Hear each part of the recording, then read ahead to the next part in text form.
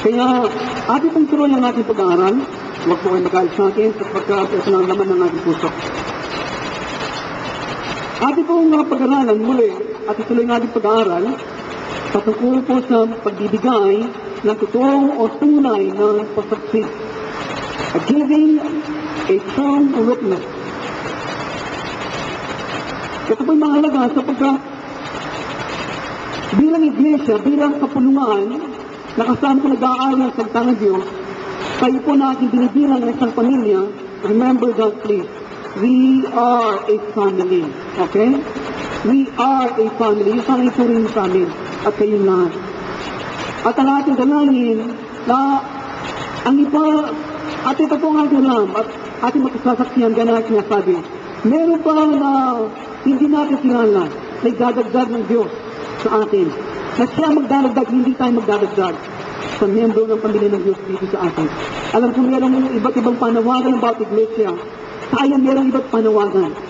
Ang panawagan ng Diyos ay ating nakita na kakaiba sa ibang mga iglesia. Kasi mapapansin natin sa ating mga anak. Sa inyo, sana ang ibang panawagan ng Diyos bilang isang kapulungan ng mga mananampalataya dito. Hindi tayo nagkukumparan, hindi tayo nagpapanggap na mas mabuti, mas banal, no. Ito lang ang pagkilos ng Diyos sa atin. Kaya, ang Diyos ay magdadagdag ng mga tao kung sinanayos niya, at ay magbabawas kung sinanayos ng bawasan. Ang mahalaga, sino ang nais niya na makasama natin, yun ang ating makakasama. Okay? Ang nais ko, lahat ay nakasentro ang mga mata sa ating Panginoong Kristo. Kaya pagbibigay ng totoong at tunay na pagsaksi, ito po paksa natin yung pinag-uusapan sa mga aspekto po ng kapitong trompeta. Kapag ang mga mananampalataya ay naitayo, lumakas sa pamagitan ng ministeryo, kaya na ginagawa natin ngayon sa pangangaral ng salita ng Diyos, sila'y lalakad sa katuwiran sa harapan ng mga tao. If the ministry is preaching the truth of God, ito pong ating ginagalayan sa Diyos, na ang pag-aaral ng salita ng Diyos ay magbubunga na katatagan at kayo may tayo at lumakas sa katuwiran. The righteous behavior of the Christian people will glorify the Father who is in heaven. Alam po natin yan. Ang inyong pong matutuwid na mga ugali at mga asal ang siyang magwawalas-hati sa ating Diyos na sumasalangit. Subalit, ang panlibutan ay puno ng Kristiyanong ministeryo ng iba't ibang klase. Subalit, mayroong kulang na katunayan o testimonyo. Ito po ang ating napapansin. Maraming mga ministeryo ngayon, gawain, na ginagawa ng maraming mga masgasig na mga Kristiyano. Subalit, ating nakikita with a dearth of testimony. It means na kulang ang testimonyo at katunayan ng ating Panginoong Kristo. Kaya upang tayo maging saksi ng Diyos, we must eat the book. Lagi nila didinig yan. Sana, ang ating pong lang inaalala sa inyo, ay ang iba sa atin hindi na makakaya ng salita, ang inaalala ko sa inyo, hindi nyo pinabasa ang salita.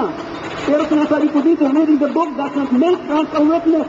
Ang pagbasa lang sa salita ng Diyos ay hindi tayo gagawin na saksi. Kung hindi pa natin binabasa ang salita ng Diyos, ano pa kaya mangyayari sa atin? If reading the book is not enough, how much more? God commands us to eat the book. Inutusan tayong Diyos na kainin ang kanyang mga salita. Amen? Matamis, subalit kapag ang buhay at kapag ang tabak ng Espiritu nito ang salita ng Diyos ay sinususok ang ating personalidad.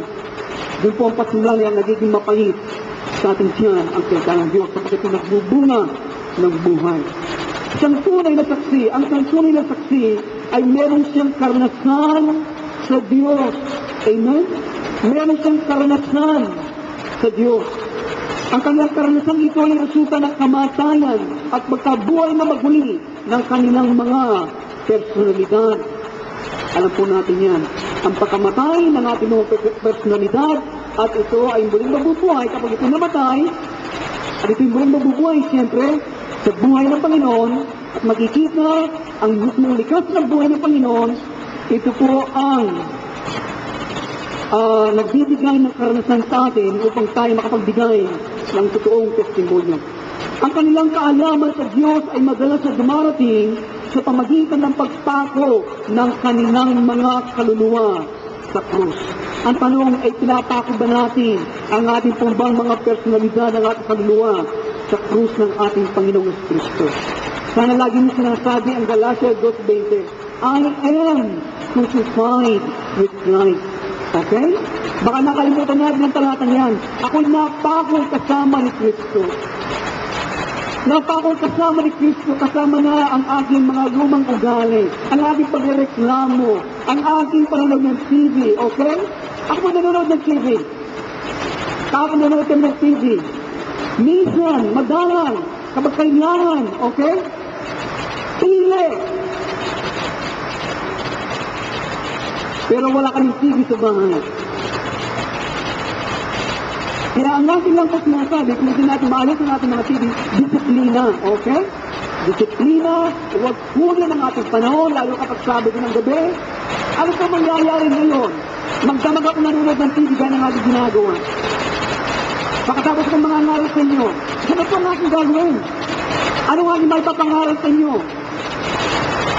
Pag-alis nyo dyan laman ng ating pangangaral yung ating pinanood ng ating TV. Sa television. Pero hanggat maaari, alam niyo po, ang sasaksi, ang mga bagay nito ay dapat wala sa atin. Kaya, kailangan po nakaunaw ay magsabi ng amen. Alam natin meron lang isang totoong saksi ng Diyos, and that is Messiah Jesus, who is the servant of the Lord. We who are learning to abide in Messiah are becoming a part of the body of the servant of the Lord, of the body of the one true witness of the God of heaven. Meron lang isang totoong saksi ng Diyos, walang iba kundi ang Mesiyas, ang ating Panginoong Kristo. Subalit tayo na kanyang mga lingkod na nananatili sa Kanya, natututo sa Kanya, ay nagiging bahagi ng Kanyang katawan. Tayo po dapat ay makita at kakitaan ng tunay at totoong pagsaksi sa ating Panginoong Kristo. God is redeemed us from the foundation of the world. Tayo di tinubos ng Diyos bago pa niya ilagay ang pinakapundasyon ng sanglibutan. Being a saint, bilang isang banal ng Diyos, this is the highest calling that can come to any man or woman. And it is a full-time ministry, alam natin. Na tayo tinawag ng Diyos sa ganitong mataas na panawagan, higit pa sa isang guro, higit pa sa isang doktor, higit pa sa anumang profesyon. Itong mataas na panawagan, being a saint, a holy one of God, at it is a full-time na panawagan sa atin. Buong panahon, oras-oras ang panawagan ito. Kaya tayo na pinili na maging bahagi ng Mesiyas ng Diyos, dapat nating ibigay ang ating buong kalakasan, ang pinakamainam ng ating kalakasan para ating maabot ang pinapaabot sa atin ng ating Panginoon. Okay?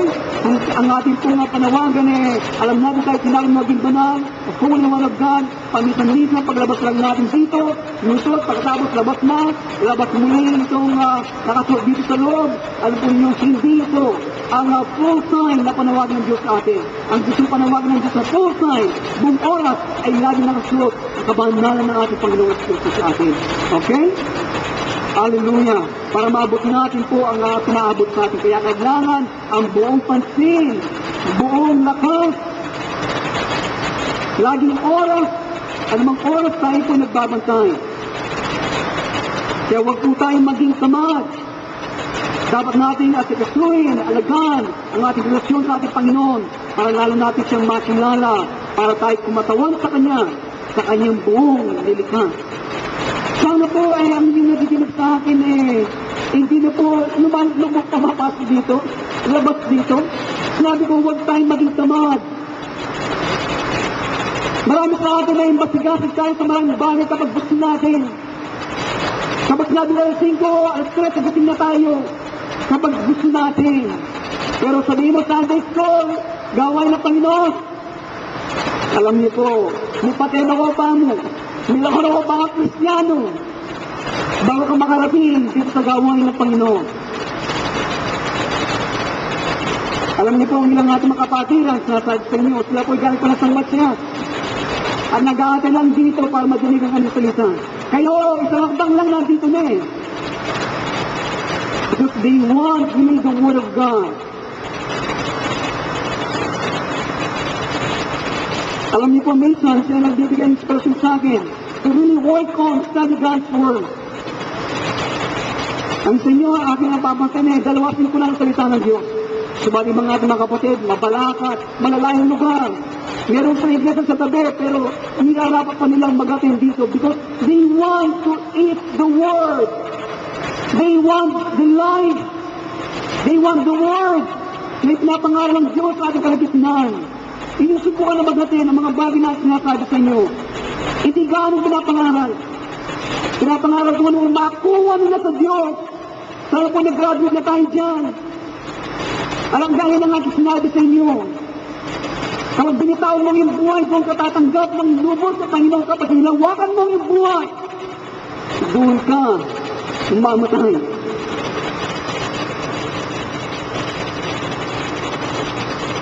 Kaya bilang ni Pastor sa ating pong pagharap sa taon na ito, kaya ito nagiging naman ang puso. Ito ang aking natatanaw. Ito ang aking nadadama na sinasabi ng Panginoon sa aking puso.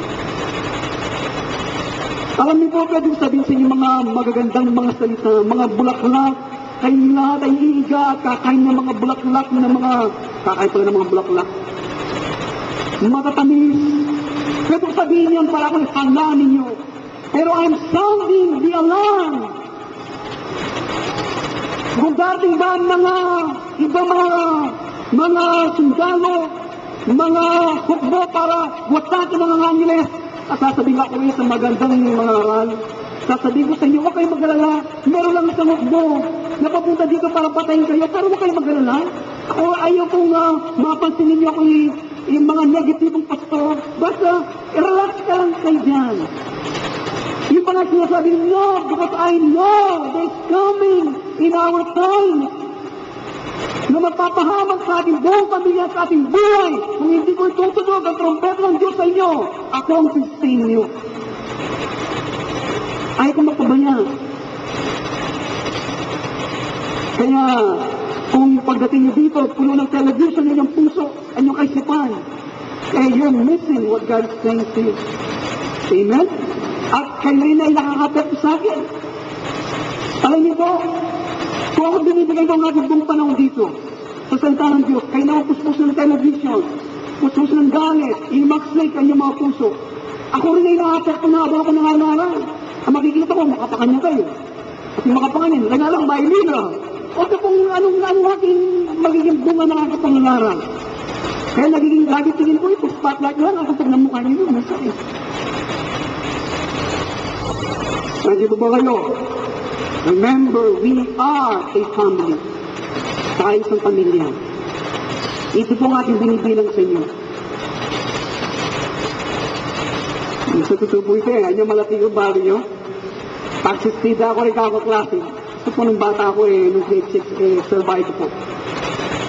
Kapag nasa harapan ako ng math teacher ko, si Mr. Nugget, yun po, terror sa amin eh. Pag gano'n yun, papalawin ako gano'n, no?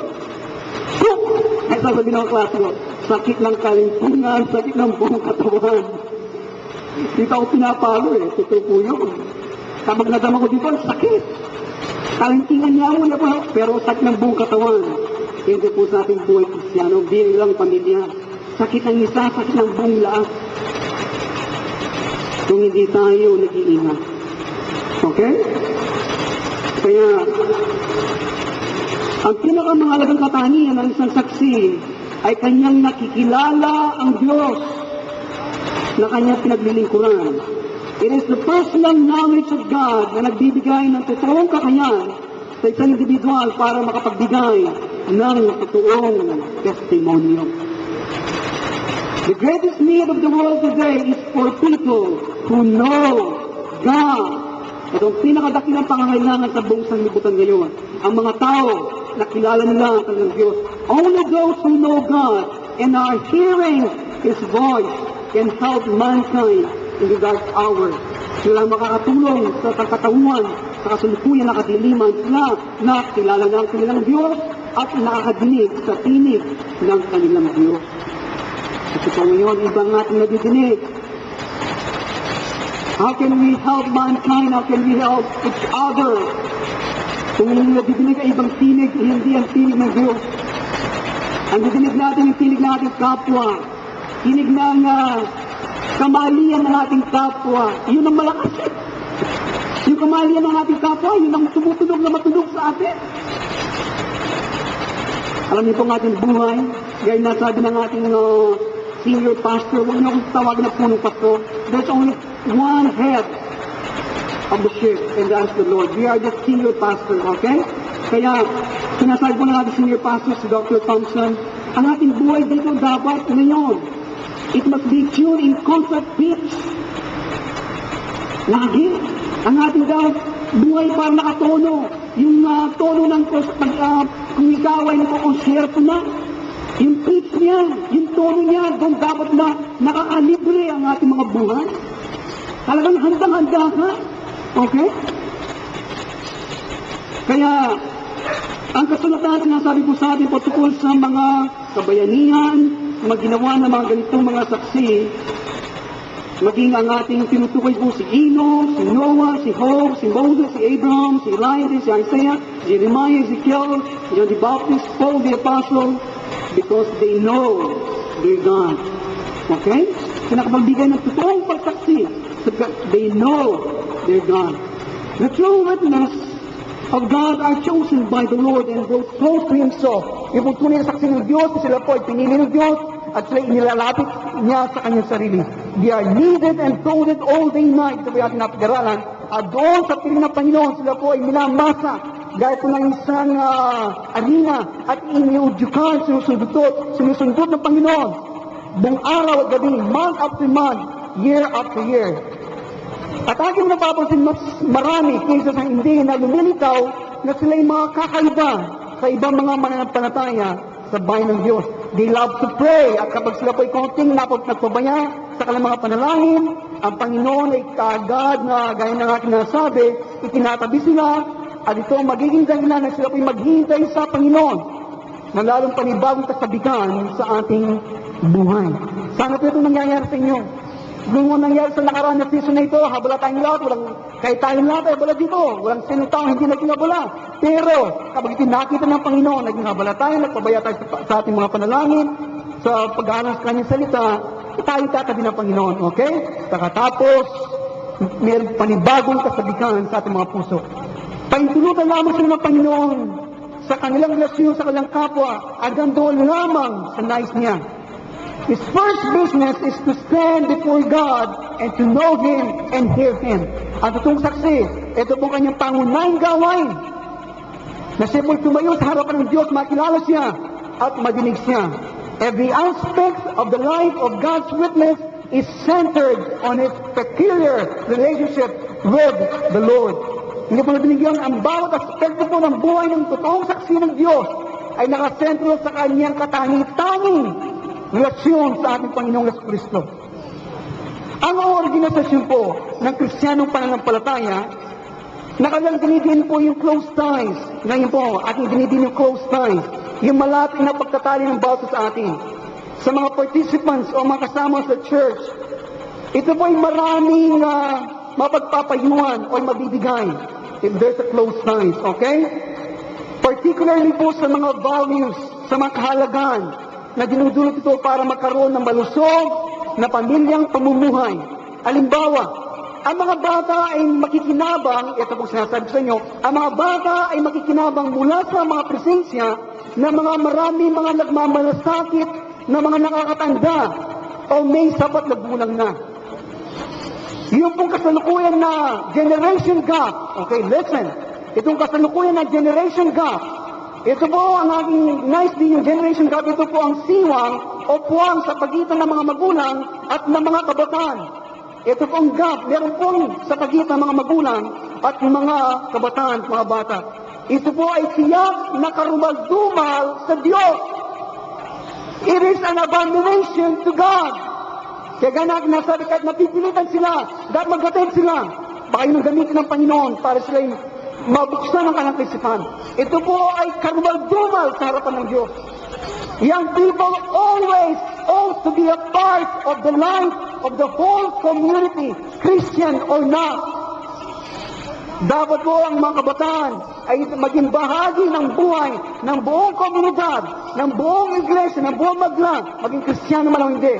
Kapag ang mga bata at mga kabataan ay hindi bahagi ng buhay ng buong komunidad o madla, hindi nakikipagbahagi ng parehong social experiences o panlipunan na karanasan, katulad ng kanilang mga magulang, tayo po'y nakakatiyak na si Satanas ay kumikilos. Ayaw ko mangyari ko sa loob ng ating iglesia.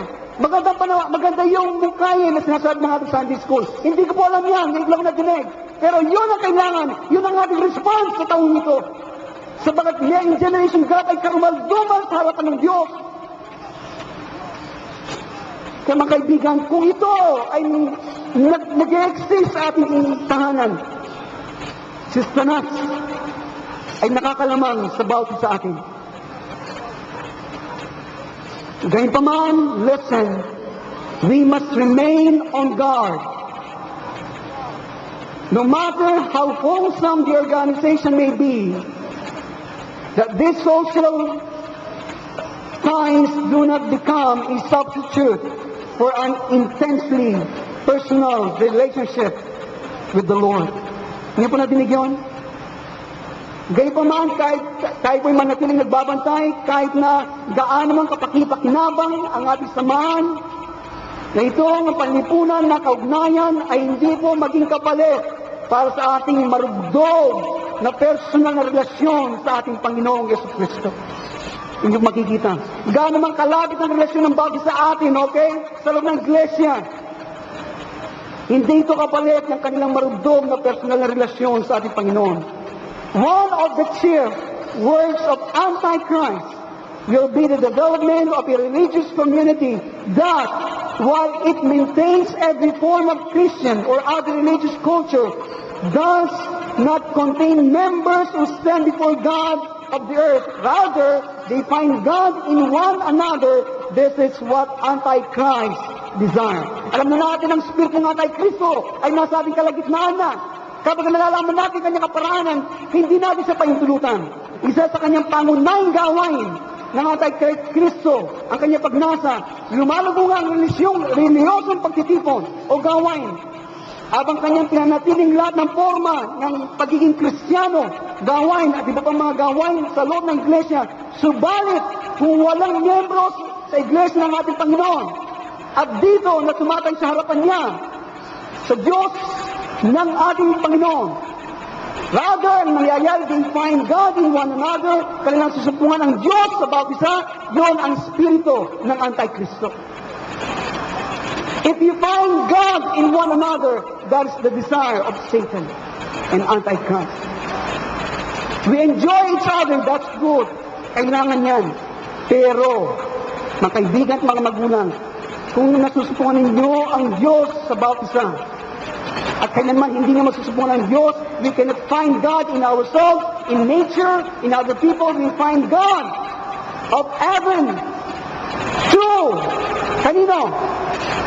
Na nagsabi, I am the way, the truth, and the life. No one cometh to the Father but by me. Atin lang masusupungan ng Diyos sa pamagitan ng ating Panginoong Jesucristo. We cannot find God in one another. Hindi natin masusupungan ng Diyos sa bawat isa sa atin. Ano po nangyayari kapag may problema? Nangangailangan ng direksyon, nangangailangan ng kalooban, o malaman ng kalooban ng Diyos. Sino ang unang nilalapitan? Ang pasto. Ang kaibigan na matayag na kaibigan. Mga kamag-anak. Ang nangyayari sa loob ng iglesia? Sino hinahanap? We cannot find God. Ang kalooban ng Diyos. Ang Diyos sa inyo o sa akin. We find God through our Lord Jesus Christ. Amen? Nandiyan ba kayo? Gayunpaman, ang pamumuno or leadership is necessary for the work of the ministry. Ay kailangan po para sa gawain sa ministeryo. Apart from godly elders, spiritual chaos results. Kung wala pong makadiyos na matatanda, o pangunguna, magkakaroon po ng spiritual na kaguluhan. But each Christian is to have his own relationship with the only master and leader of the church. Walang iba kundi ang ating Panginoong Jesucristo. Amen? Ang bawat Kristiyano ay dapat magkaroon siya ng personal relasyon sa tanging Panginoon at pinuno ng Iglesia. Walang iba kundi ang ating Panginoong Jesucristo. Inilagay ng Diyos sa mga Iglesia yung mga tao na may karanasan at katangian upang matulungan mga batang binanal na huwag mahulog sa mga patibong o snares ng diablo. Ang bawat isa sa atin ay dapat kusang loob na makinig sa mga tao na nagmamalasakit sa ating, lalo na patungkol sa ating mga behavior at mga asal. Ang batang Kristyano, ang matanda, na pinatitigas ang kanyang puso sa kapalaluan, sa paniwalang na walang taong pwede magmungkay, pinatitigas ang kanyang puso sa kapalaluan, sa paniwalang na walang taong pwede magmungkay sa kanya, is due to fall. Kung ganito ang kanyang spirito, is due to fall, siya nakatakdang bumaksak. We must exhort one another daily dahil po ang kasalanan sa lahat ng bagay ay mapanlinlang. Kaya dapat magpalakas na tayo, magpaalalahanin tayo sa bawat isa.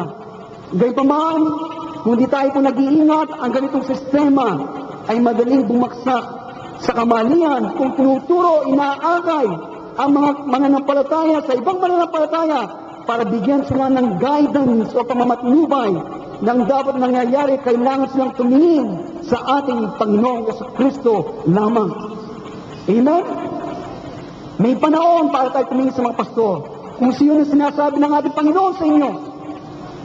Such organized oversight, ang ganito kaayos na pagkalinga, ay mapipigilan ang pagsiyang ng saksi ng Panginoon. Dahil God requires that His witness says, look constantly to Him. Ito bang gusto ng Diyos na mga saksi ng Diyos, kinakailangan sila lamang ay tumingin lamang sa Kanya at sa Kanya lamang. Antichrist desires that Christians answers only to Christians. Ito po ang pagnasa ng Antikristo. Nang isang Kristiyano ay managutan lamang sa kapwa ng Kristiyano at masumpungan ang Diyos sa ibang mga Kristiyano. Ito ang kanyang pagnasa. This is not of the Lord. Amen? Listen to this. Ito ang panalangin sa loob ng iglesia nito. The strength and wisdom of the body of Messiah arises from the fact that each member has his or her own intensely personal relationship with the Lord. Ito po nga aking dalangin sa inyo. Huwag niyo sabihin kayo matanda. Alam niyo po, marami na kayong karanasan. Iginagawa ko mga matanda dito. Alam ko niya, ginagawa ang Panginoon nakakaiba sa ibang mga gawain Kristiyano. Ang kalakasan, ang karunungan ng katawan ni Kristo ay nagmumula sa katotohanan na ang bawat miyembro ng katawan ni Kristo ay merong sariling marugdog na personal na relasyon sa ating Panginoong Yesus. Amen? Ito nga ating pagtugon sa taon na ito.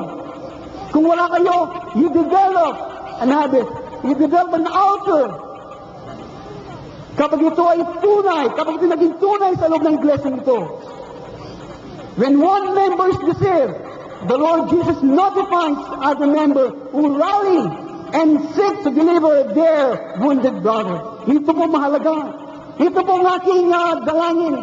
Kaya, kapag tayo merong karunungan, kalakasan ng katawan ni Kristo, dahil tayo natin personal, marugdog na personal relasyon sa Panginoon, kapag ang isang miyembro natin, kapatid natin, ay nalinlang ng ating kaaway, sa anumang paraan, nagtampo siya, nagdala siya, nang hindi karapat-dapat, gaya na sinasabi sa inyo, huwag kayong magdala ng anumang bagay sa mga kapatid.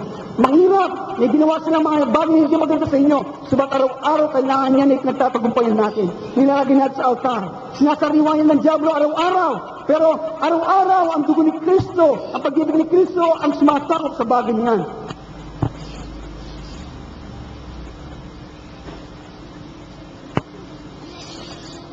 At ang ating nalalaman noon, di ba?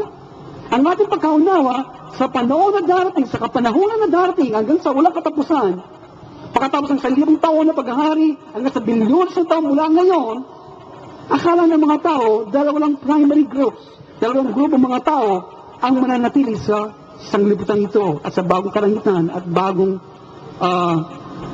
lupang ito. Yung napahamak at yung mga nangaligtas. Alam ba ninyo, ang mga Hebreong mga propeta, kanila pong ipinapahayag na maliwanag, gayon din ang mga lagad ng kordero, na hindi lang dalawang grupo mga tao, but three primary groups of people throughout the ages to come. Hindi lang dalawang mga primary groups, hindi lang mga dalawang grupo mga tao ang mag-exist na walang hanggang katapusan. Sino ba ang mga grupong ito? Una, the church. Pangalawa, the nations of the saved. Ang pangatlo, the lost. Okay? These are the three primary groups. Ito'y mahalaga. Itong tinuturo ng mga Hebreong propeta, ang alagad ng kordero. Ito kanilang tinuturo. Merong tatlong grupo. Ang iglesia na ating pinag-usapan ngayon, ang mga bansang nangaligtas, at yung mga napahamak. Kung ang mananampalataya hindi niya naunawan na ang Mesiyas ay kanyang inihanda ang kanyang iglesia para to govern eternally the saved nations of the earth, hanggang ngayon kung hindi naunawan ng mananampalataya na inihanda ang iglesia para siya mamahala na walang hanggan sa mga bansang naligtas sa libutan, paano niya maunawan ang aklat ng Isaias? How can you understand the book of Isaiah kung hindi mo naunawan ang three primary groups na ito? Na tayo inihanda ng Diyos na mamahala ang iglesia, na mamahala na walang hanggan, to govern eternally the saved nations of the earth. Paano natin maunawan ang book of Isaiah? Ano po ang kabuluhan nito na gumawa siya ng ganitong mga pananalita na sinasabi sa 1 Peter, open your book sa 1 Peter chapter 2. 1 Peter chapter 2 verse 9. Alam natin lahat ito. 1 Peter chapter 2 verse 9. Ano ang kabuluhan ng mga talatang ito? Kung ang mga pinili ng ating Panginoon, ang iglesia, ay hindi magkahari na walang hanggan sa mga bansang naligtas. 1 Peter chapter 2 verse 9. Yung iba sa kanilang mga Bible sa Revelation chapter 1 verse 6, Revelation chapter 20 verse 6. Okay, tingnan ninyo. 1 Peter chapter 2 verse 9. You know this scripture very well. Dadawa kayo isang laing hirang. You are a chosen generation. Kayo isang laing hirang, isang makaharing pagkasacerdote, bansang banal, bayang paghaharing sarili ng Diyos, upang inyong ipahayag. Imagine, kaya ipahayag ang karangalan niyong tumawag sa inyo mula sa kadiliman hanggang sa kanyang kagilas-gilas na kaliwanagan. Anong kabuluhan ng mga salita nito kung hindi ito ang ating gagawin? Ano ba sinasabi sa Revelation 1:6? And have made us kings and priests unto God, His Father. Kaya tayo ginawa niyang mga hari, mga sacerdote sa kanyang Diyos at sa kanyang Ama. Revelation 20 verse 6, but they shall reign with Him 1,000 years. Na sila'y maghaharing kasama niya sa loob ng 1,000 taon. Okay?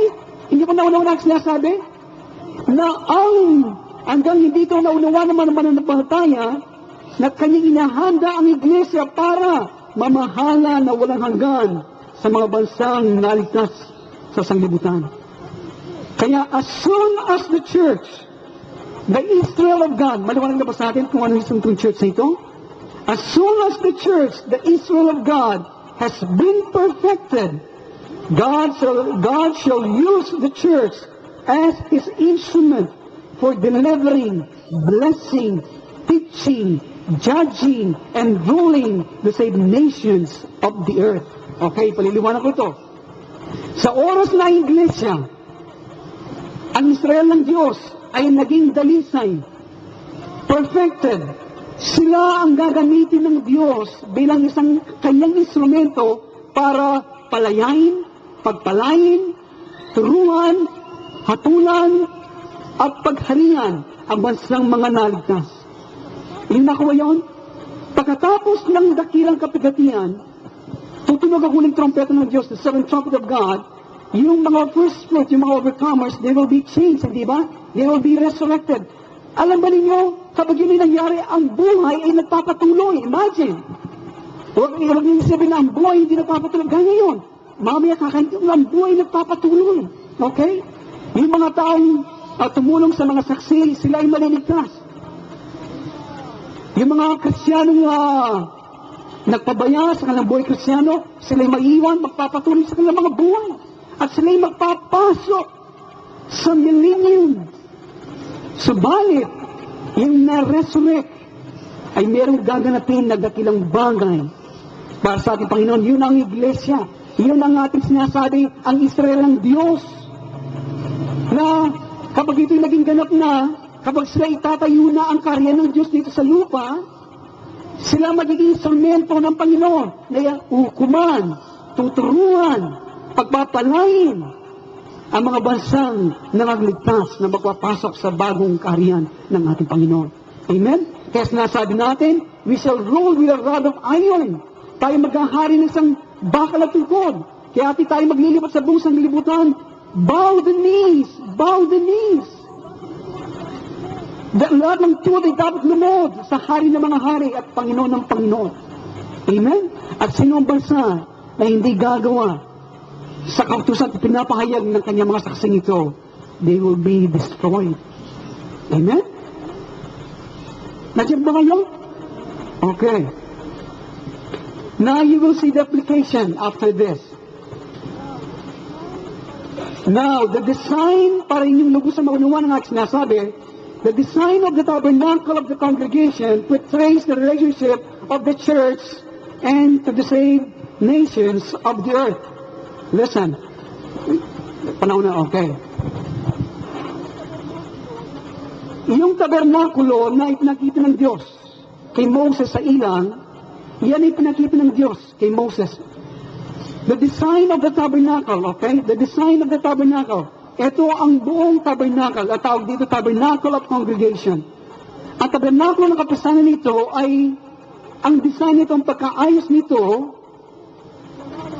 it portrays, larawan, ang relasyon ng iglesia sa mga bansang naligtas. Ang ating pinag-usapan ngayon sa panahon ng millennium, okay? Sa panahon ng 1,000 taon na paghahari ng iglesia. Dapat doon nyo ilagay ang inyong imagination. Okay. Ang pagkaayos o design ng tabernacle of congregation na ito portrays, larawan ng relasyon ng iglesia at ng mga bansang nangagligtas. Now, we will see.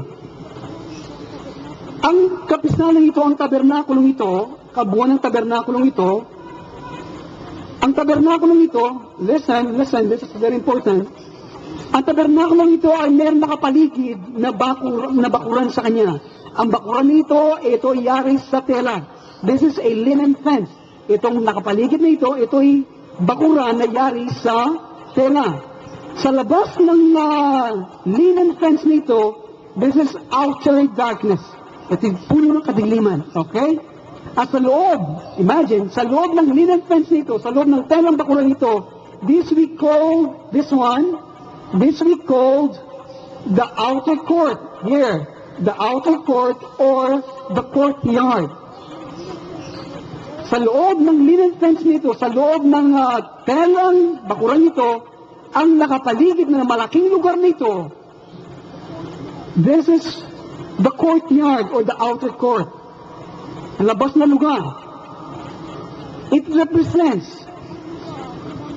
ito ang lugar ng mga ligtas. Ito ang lugar ng mga tao na pahintulutan na magpasok sa bagong langit at bagong lupa. Yun ako yun. This is the place. Ito ang lugar kung saan pahintulutan yung mga taong nangagligtas na magpapasok sa bagong langit at bagong lupa. And inside the outer court at sa loob ng bulwag nito, this is we call the 10th tabernacle. This is the 10th tabernacle. Ang tolda na yari o ang tabernakulo na yari sa tela. Good. So, this 10th tabernacle is divided into two parts. The most holy place and the holy place. Yung nakuha yun? Ito ay nahati ng dalawang bahagi. The most holy place and the holy place. Ang 10th tabernacle ito, it represents the church. Okay? Ang 10th tabernacle ito, ang tabernacle ito yari sa tela, ay kumakatawan sa iglesia na ating pinag-usapan. Okay, ipakita mo nga, ayun. The saved nation, mga bansang nangaligtas, at ang church. Yun ako ang ibig sabihin. Ayun.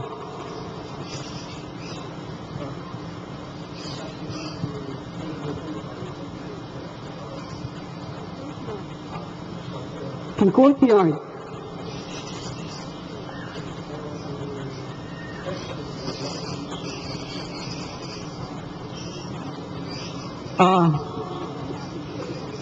Okay. Ang ating pinag-usapan dito ay ang iglesia, di ba? So, the saved nations, ganyan natin nasabi, ito ang lugar ng outer court.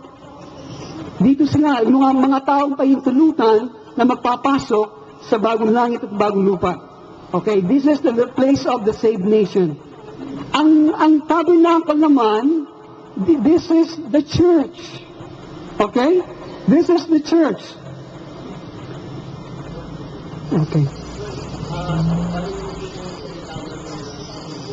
Okay, I will elaborate. Kaya, inyong mapapansin, ang tabernacle, meron siyang two parts. Okay? Meron dalawang bahagi, most holy place and the holy place. Hindi ba nakuha ito? This is the church natin pinag-usapan. He is the tent. He is the tent tabernacle. The tabernacle tent represents the church, the New Jerusalem, the wife of the Lamb, the eternal temple of God, the governing city of the kingdom of God, the overcomers. So, ang tent tabernacle nito, it represents, maliwanag na ba? Kung makatuwa sa misimbolo sa iglesia natin pinag-usapan, ang bagong Jerusalem, ang asawang babae ng Kordero, ang walang hanggang templo ng Diyos, ang siyudad na mamahala sa kaharian ng Diyos. Ito ang mga mananagumpay. These are synonymous of the church. Yung nakuha? Any question? Bago ako magpatuloy. Ang lugar nito, ang lugar ng mga nangaligtas. That is, those who were saved by fire. Rata mo sakto meligtas. Okay? Rata nga taong sinawag kareng two witnesses. Rata kaya alam natin, yung mga kasama sa two witnesses, they have been judged already. Hindi sila makakasama sa selection eh. So they have not been changed. Ang kanilang personality, they have not been changed. So, hindi sila makakasama sa selection. Pero sila magpapasok sa millennium, okay? Sila magpapasok sa isang taon na paghahari ng ating Panginoong Kristo sa pamagitan ng kanyang mga banal. So, ito ang mga nasa outer court. Yung mga Kristiyanos, eksakto lamang na nangaligtas. Inunawan? Subalit sa kalagitnaan, okay, yung next yung tabernacle tent is the church. It represents the church. Siya ang templo ng Diyos, siya ang the governing city of the kingdom of God. I will elaborate that. Ngayon, gaya na natin napag-usapan, ang todong tabernakulo nito ay nahati ng dalawang bahagi, the holy place and the most holy place. Ipinapahayag sa atin sa kanyang design, the two parts of the church. Okay? Kung ang iglesia o ang tent nito, ang church, sa design ng tabernacle, the most holy place and the holy place, it means there are two parts of the church. Merong dalawang bahagi ang iglesia. Okay? Yung nakuha? Any question?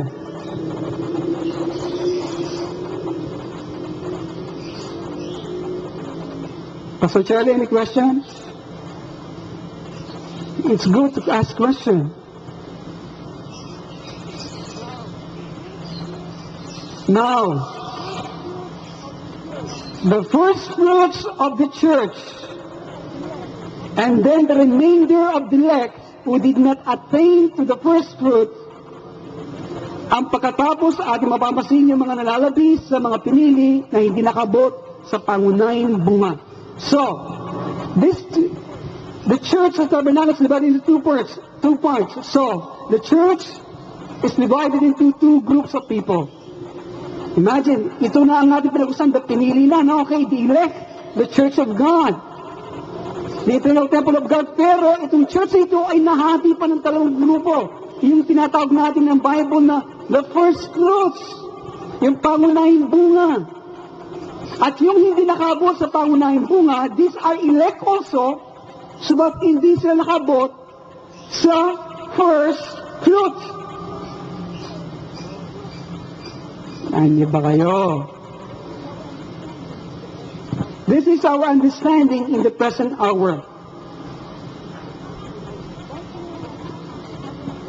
Bakit kaya ating nasa dito?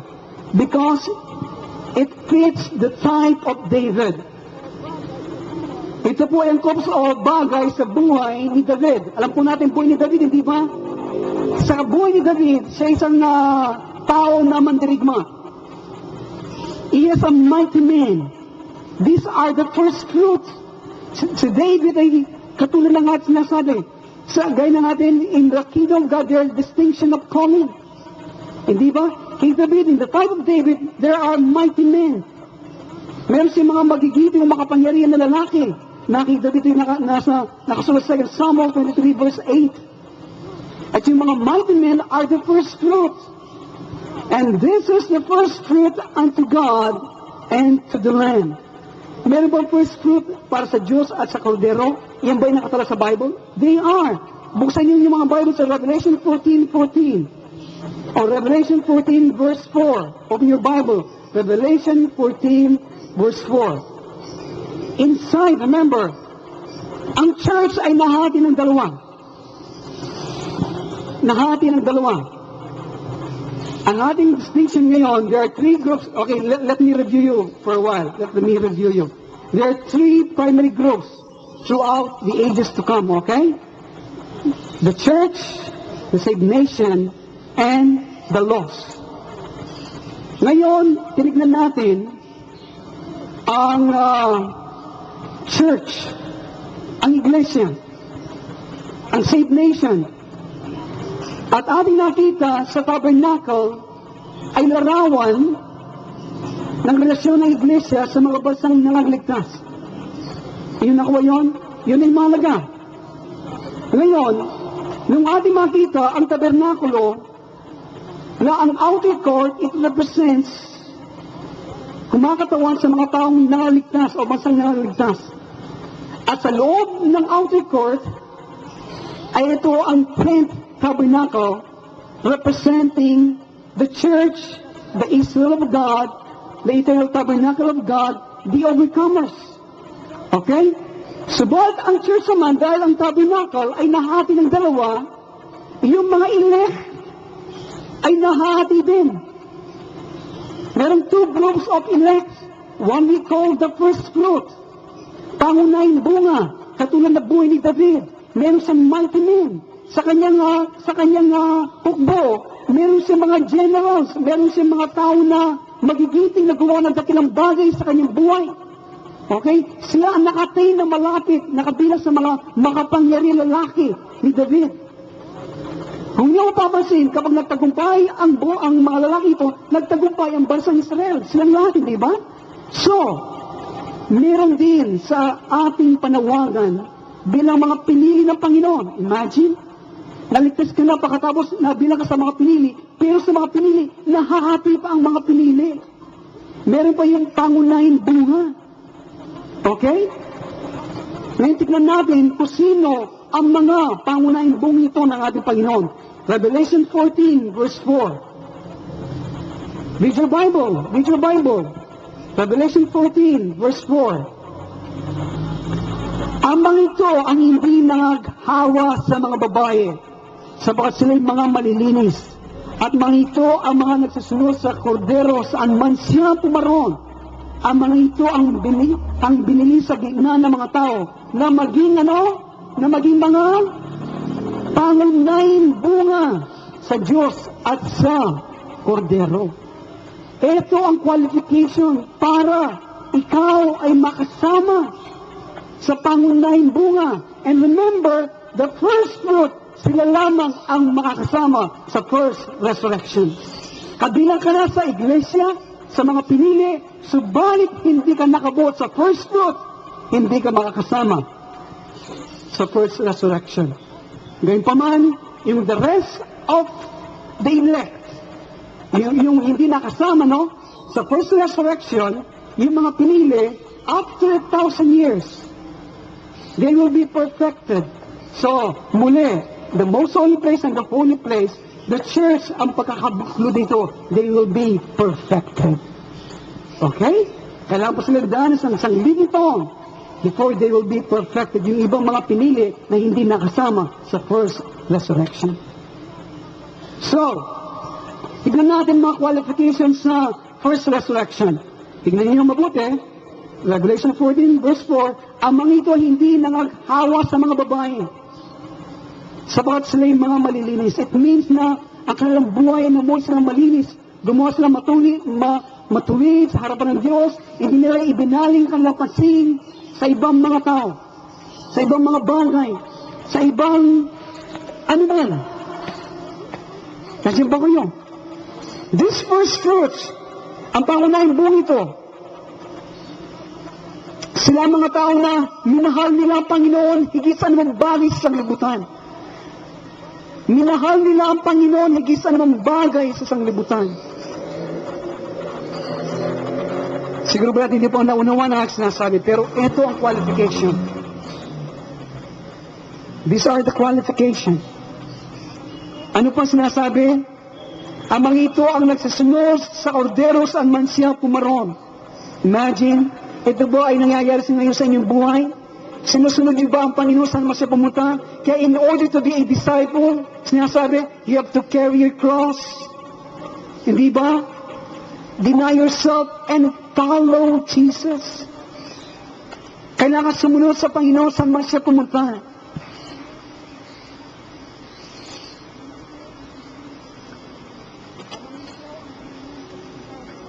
Ang mga ito ang binili sa gitna ng mga tao na maging pangunahing bunga.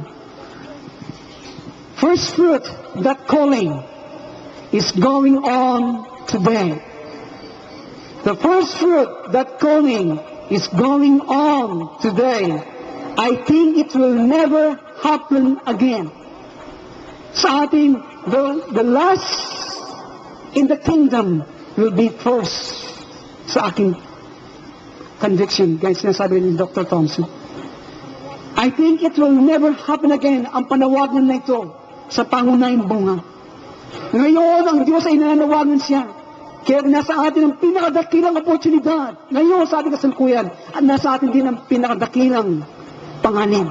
If we will reject this opportunity na siya'y nanawagan na tayo'y makasama sa pangunahing bunga. It is going on today. If you fall around too much, you end up in another rank. Kung ikaw ay nagbulakbol, ikaw ay hindi mo pinansin ang iyong buhay Kristiyan, you fall around. You will end up in another rank. Okay? Because the Lord is looking for a bride. Ang ating Panginoon ay naghahanap siya ng kanyang babaeng pakakasalan. His first fruits, ang kanyang pangunahing bunga. Then, these people, there's something in them saying, this is what I want. Ang mga taong na may ganitong panawagan, kanina sasabihin sa kanilang puso, na meron sasabi sa kanilang puso, this is what I want. This is what I want. Itong aking gusto, itong aking gusto. Not every Christian has that. Hindi lahat ng mga Kristiyano ay tagla nila ang ganitong panawagan sa kanilang mga puso. Nung nais nila maging bahagi, itong aking gusto, itong aking hinahanap, na ako'y maging bahagi ng unang bunga. Merong mga Kristiyano, basta makarating sa langit, okay na ako eh. Pero yung mga bahagi ng pangunahing bunga, yung panawagan ng Diyos na didinig nila, this is what I want. This is what I want. Whether I live or die, I want God. Ito nasa ng puso. Mamatay man ako, magutom man ako, mabuhay man, ang gusto ko ay ang Diyos. Saan man ako dalhin ng Panginoon, okay lang sa akin. Ano man ang nais mo na ating maranasan, it makes no difference. I want God. Ito ang sigaw ng kanilang mga puso. Ang gusto ko ay ang Diyos. At mayroong mga taong ganito. Si Madam Guyon, tawag niya sa kanila a torrents. A torrents. They are like stream coming from the mountain. They cannot be stopped, headed toward the ocean. Ang tawag ni Madam Guyon sa mga taong ito ng first fruit, they are torrents. Parang stream, para silang malakas na tubig na bumabagay sa bundok at patungo sa dagat. Hindi mo sila mapigilan. If you feel that call to the bride, the first fruit, the rest of the church will not understand you. They will take away your veil. The watchman will beat you, sinasabi sa Song of Solomon. The rest of the church will not understand you. In all the world, sa mga iglesia ngayon, ang Diyos is speaking one, is speaking two, nagdadapot siya, then they have the stuff. Nasa kanila ang panawagan na ito. Amen? Sana tayong lahat sa iglesia ito nakakadig na ganito mensahe. Lord, I want to participate. I want to be a part of the first fruit. Mataas mang pinag-aralan mo, hindi, Mariel. Ang mahalaga, nandito ang panawagan mo, ang mahalaga sa akin. Mataas mang pinag-aralan ko, hindi. I want God. Naunawaan ko man ang mga bagay na hindi, ang mga bagay na pinag-usapan niyo. Ang mahalaga sa akin, I want God. You have the calling of God. Amen? The first fruits are the strongest among the members of the church. Ang pangunahing bunga nito, mga taong ito, they are the strongest among the members of the church. Who shall, guys, na nasabi, they are mighty men of David. As Messiah enables and directs, assist the weaker members of Israel. Okay, they will assist the weaker member of Israel as they come into fullness of the new covenant. We think that the most holy place speaks of the first fruits unto God and unto the Lamb, who shall be raised in the first resurrection, while the balance of Israel, yung Israel ng Diyos, is revealed in the holy place, but by the end of the 1,000-year period, the tabernacle shall be one, being the perfected wife of the Lamb. Amen? Miyabi lang pasibayo ng tabernacle already after 1,000 years. Hallelujah. Amen? So, there's a first fruit unto God and to the Lamb. Kaya ating makikita na ang iglesia ay lalagay sa gitna ng mga bansa dito sa libutan para ang mga bansa ay makalakad sa presensya at pagpapala ng Diyos. Sila'y paghaharian ng Diyos sa pamagitan ng Mesyas at ng mga banal, God and Messiah in the saints. The book of Revelation declares that the tabernacle of God, which is the church, shall abide with men, that is, with the saved peoples of the earth. Revelation 21, verse 3.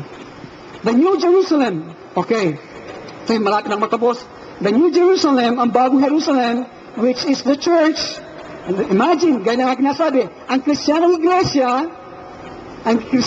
sila ang pinili ng Diyos, sila ang Israel ng Diyos, sila ang bagong Jerusalem, okay? Itong other name of the church. Sila ang bagong Jerusalem, the New Jerusalem. Kayo ba nakakasunod? We will review this. Ito yung mahalaga na, para sa atin. The New Jerusalem, which is the church, it will be the light of the world. Ito po ay tatayo at mananatili sa itaas ng isang great, dakila at malaki at high mountain ng bagong sanglibutan. Pag-uwi ninyo, basahin ninyo yung Revelation chapter 21 and Revelation chapter 22, okay? Yung maunuan ng ating pag-usapan. The nations of the saved shall walk in the light of it and bring the glory and honor of the nation into it. This is taught in both the Old Testament and the New Testament. Hallelujah.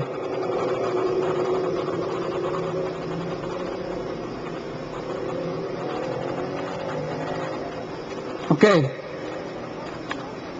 Yung mga tao, pagkatapos ng lahat ng paglilingkod na ginawa ng Mesyas at ng kanyang mga banal, kanila pang patuloy na tinatanggihan na hindi pa hintulutan ng Mesyas na maghari sa kanilang mga personalidad, sila'y mananahan sa lawa ng apoy which burn with fire and sulfur, which is the second death.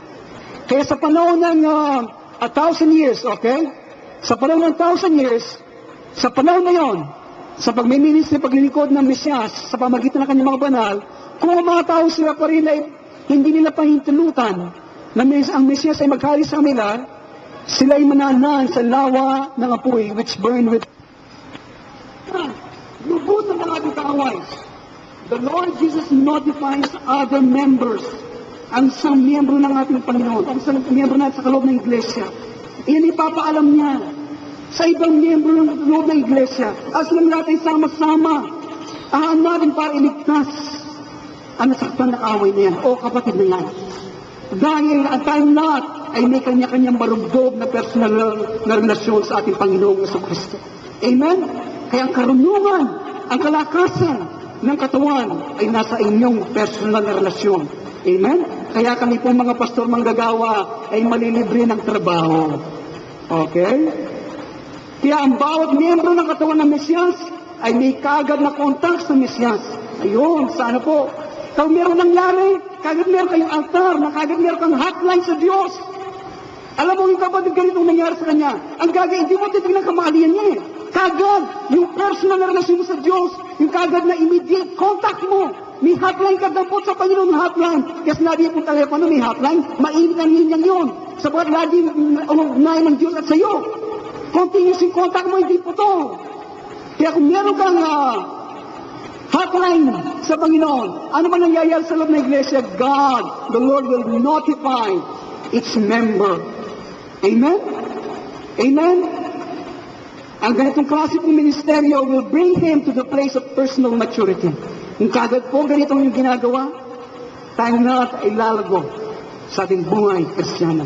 Kaya ang resulta, ang mga miyembro ng katawan, hindi na magsasalita sa bautisan ng ganito, know the Lord, for all will know the Lord from the least to the greatest. Yan ba yung nasa Biblia? Ito po ang ating dalangin eh.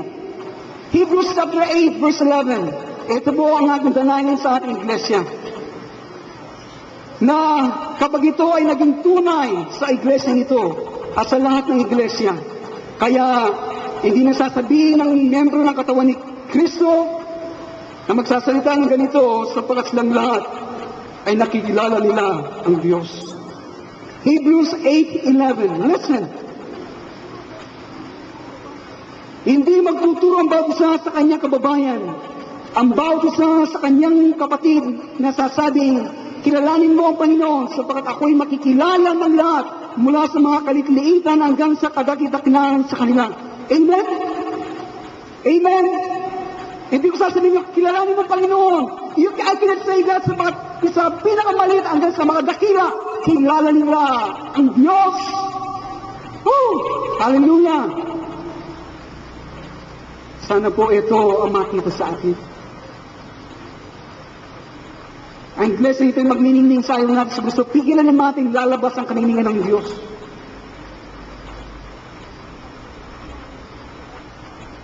Hindi natin masusupungan ng Mesyas sa bawat isa o sa ating sarili. The concept is not scriptural. Huwag tayong malito sa Mesyas na nasa kanang kamay ng Diyos doon sa Mesyas na nanahan sa loob natin o sa puso ng hindi mga kapatid. Okay. Gusto kong elaborate ito pero kulang natin panahon. Praise God. Okay, baka ito nais na tapusin natin sa puntong ito, ang nais ng Diyos. Meron pong isang bagay na isabihin sa atin dito, pero atin na dama sapat na. Nawa po ang mga bagay na dinigay nagbunga sa atin. We're not perfect yet, okay? Hindi pa tayo ganap. Ako'y nakakamali, kayo nakakamali. so that we're going to perfection. Tayo ay dinadala doon sa pagiging ganap. At araw-araw alam ko may ginagawa ang Diyos sa atin. Kaya mga magulang, mga kaibigan, ako po nagsusumamo sa inyo. Ang sinabi ng Diyos sa ating mahalaga, at ipagtugon natin sa taong ito na darating. Kaya, sana po yung mga nagdidinig, huwag niyong ilabas lamang sa isang tenga. Sinasabi ko tapat sa inyo, bilang pagtunog sa trompeta ito, I'm sounding the alarm sa bakit meron dumarating. Nais ko, pagdating ng panahon na yun, tayong lahat ay nakatayo sa kilala natin ng Diyos. God knows us personally, and we must know the Lord personally. Okay? Kaya tayo natin manalangin. Salamat po, Panginoon, sa inyong mga salita. Napakaganda, Panginoon, na hindi na namin sasabihin na kilalanin mo, Panginoon, sa pinakamaliit hanggang sa pinakadakila, ikaw ay kanilang kilala. Kaya, O Diyos, ang aking dalangin, tulungan niyo po ang base sa amin, na kami lahat ay magkaroon ng marugdog na personal na relasyon sa iyo, na dito namin ibibigay ang lahat ng aming kalakasan sa aming pang relasyon sa iyo. Kung kami, Panginoon, ay magtatanim ng konting panahon ang aming maaaning sa iyo. Ano ang aming tinanim, yun ang aming anin. Panginoon Diyos, Panginoon Diyos,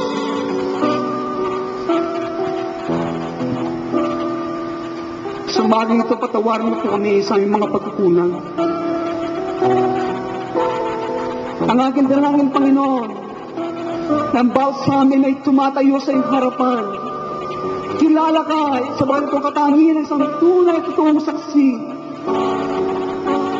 Pinatutuhanan ang mga bagay namin nakikita, nadidinig, at ginagawa mo sa aming mga buhay. Hindi namin patutuhanan, Panginoon, mga bagay na nakikita namin sa laman, kundi mga aming nasasaksihan na yung ginagawa. You are the true and only witness, Lord Jesus Christ, the servant of God. And we are your body, Lord. Kami yung katawan, becoming a part of your body. Lord, help us to abide. Tulungan niyo kami, Panginoon, na manatili sa iyo at maging bahagi mo. Sa umaga ito, O Diyos, nandito po kami lahat bilang isang kapulungan. Nagpapakumbaba sa iyo. Pasimula sa mga pinakabata, Panginoon, na aming mga anak, mga kabataan. At sa pinakamatanda, Panginoon Diyos, kami pong lahat ay nagpapakumbaba. Wala kaming tinatago para sa aming sarili. Wala kaming tinatago mga sikretong kasalanan. Panginoon, lahat ay nakabukas sa iyo. Nais namin kainin ang iyong mga salita, kahit na ito ay nagiging mapait sa aming mga puso. Panginoon, lahat ay lantad sa iyo, kaya amin ang nilalantad sa iyo lahat ng mga bagay. Tulungan mo kami, Panginoon, na lumakad ng buong katuwiran at kabanalan. May tayo at maging malakas ang base sa amin, Panginoon, sa aming personal na relasyon sa iyo. Na huwag kami maging tamad, maging pabaya, Panginoon. Kaya pag amin na nadidinig ang iyong panawagan, inihipo ang aming kapalaluhan. Panginoon, tulungan niyo po kami na itong lahat ng ito ay may suko. Panginoon, Panginoon, hipuin mo ang bawat isa sa amin. Hipuin mo, Panginoon, alisin mo ang pagbahagi-bahagi sa gawain ito kung meron man. Kung meron man dinadala ang bawat, meron isang Christian man dito, sino man siya. Kung meron kang dinadala sa iyong kapatid na hindi ka nais-nais, karapat-dapat, humingi ka ng kapatawaran sa Panginoon. Patawarin mo siya. Patawarin mo ang sarili. Sino ka bang kapatid? Ano mang iyong ginagawa? Para ating matanggap ang buong pagpapala ng Diyos sa dating na taon na ito, kailangan harapin natin ang buong kalinisan. Lahat ng bigat sa ating pagtakbo, sa takbong ito na ilagay tayo ng Panginoon, ay kailangan maalis, mawaksi ngayon din sa ating mga puso.